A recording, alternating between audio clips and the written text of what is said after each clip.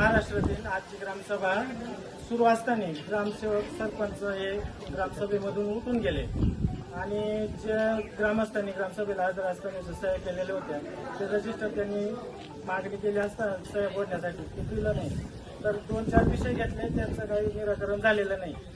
मग ग्रामस्थांची अशी मागणी की जे इतिहासामध्ये जे विषय होते त्याचं पूर्ण निराकरण झालं पाहिजे. आणि आमची आता ग्रामस्थांची अशी मागणी की पुन्हा ही ग्रामसभा 2-3 दिवसांनी पोस्टपोन करून हेच विषय पुन्हा त्या ग्रामसभेमध्ये घ्यावे. PDO असतील, आपले जे कर्मचारी असतील, ग्रामसभेचे एकही सदस्य इथं उपस्थित राहत नाही, त्यांचं मस्टरला सह्या केलेल्या जातात.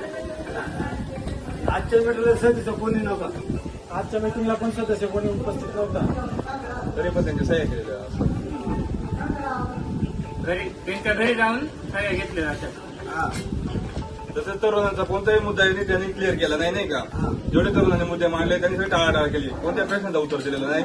आणि ते ग्रामसभेतून निम्या सभेतून सरपंच आणि ग्रामसेवक पळून गेले, उठून निघून गेले. त्याचं कोणत्याही प्रश्नाचं समाधान आम्हाला भेटलं नाही ग्रामपंचायतीला.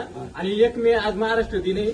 आणि ग्रामसभा ही फक्त ग्रामसेवक सरपंच उपसरपंच यांच्या मनाने त्यांनी बरखास्त केलेली आहे. आणि कोणत्याही प्रश्नाचं समाधान भेटत नाही, कोणताही विकास होत नाही आणि त्याचं समाधान झालंच पाहिजे. आणि ही मिटिंग आहे ना परत झालीच पाहिजे, उद्या किंवा परवा. ग्रामस्थांनी